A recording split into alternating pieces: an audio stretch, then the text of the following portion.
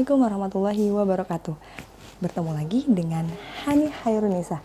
Di sini kita akan membahas mengenai teori stewardship. Teman-teman jangan lupa ditonton videonya sampai habis.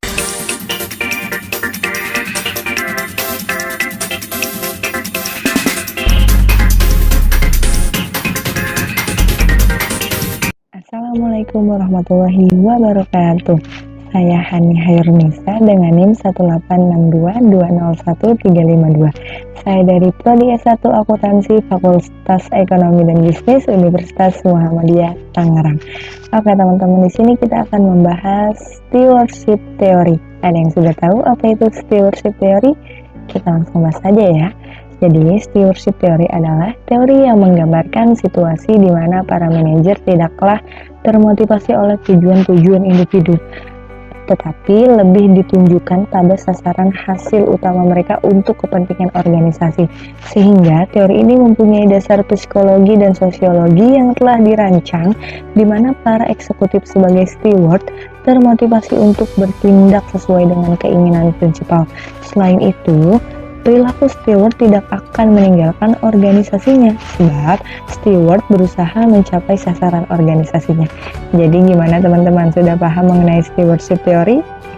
Ya, semoga teman-teman paham ya, ini baru permulaan saja. Oke, kita next ya. Selanjutnya, stewardship theory ini menyatakan bahwa tidak ada hubungannya permasalahan umum yang terjadi dengan motivasi manajemen.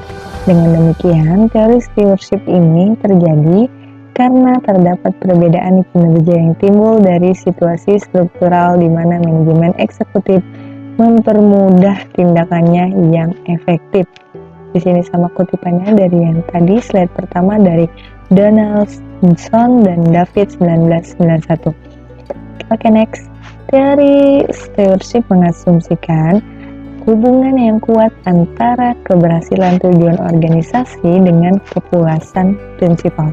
Steward akan melindungi dan memaksimalkan keuntungan yang dapat diperoleh organisasi dengan memaksimalkan kinerja perusahaan, sehingga dengan demikian fungsi utilitas ikut maksimal dengan sendirinya. Asumsi penting dari stewardship adalah manajer membentuk tujuannya agar sesuai dengan tujuan prinsipal. Oke, next teman-teman.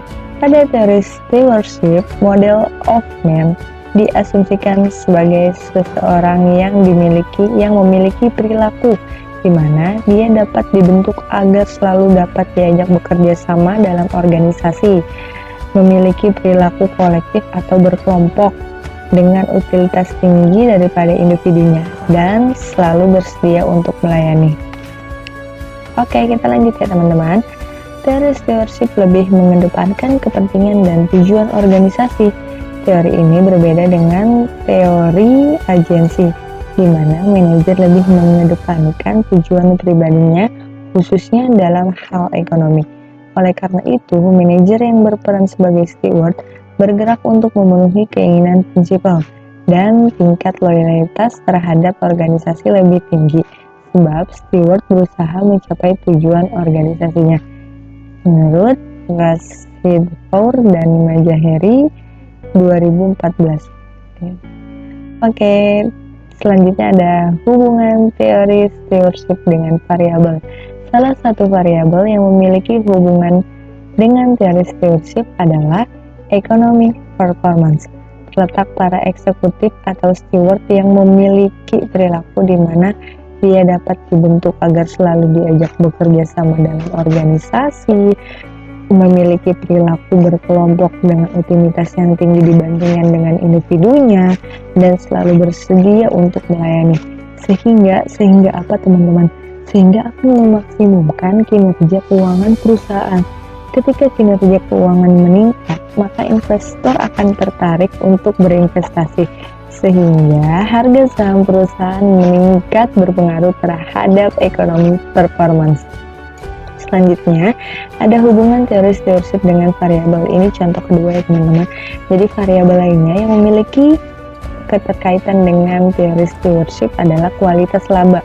Hubungan teori stewardship dengan kualitas laba menjelaskan bahwa para eksekutif atau steward yang memiliki perilaku di mana dia dapat dibentuk agar selalu diajak bekerja sama dalam organisasi, memiliki perilaku berkelompok dengan rutinitas yang tinggi daripada individunya, dan selalu bersedia untuk melayani, sehingga akan memaksimumkan kinerja keuangan perusahaan dengan menghasilkan laporan keuangan yang berkualitas dan memberikan informasi laba yang kredibel, yang bebas dari manipulasi maupun kecurangan, dan akan membentuk image perusahaan yang baik dan mempengaruhi stakeholder dalam merespon positif informasi laba yang dipublikasikan.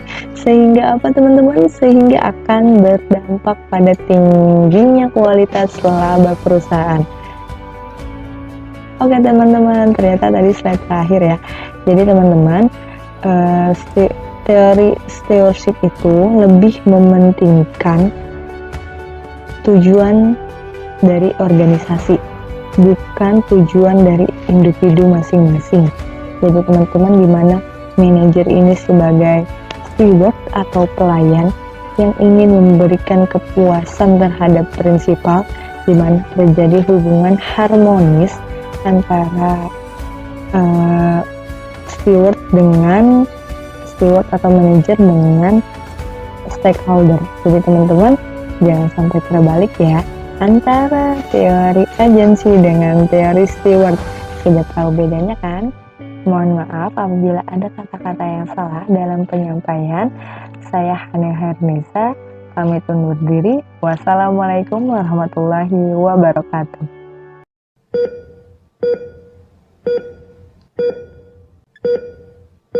Gimana teman-teman? Sudah tonton videonya sampai habis?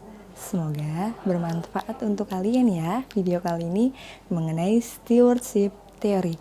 Terima kasih atas kunjungan teman-teman ke YouTube Hania Hernisa. Assalamualaikum warahmatullahi wabarakatuh.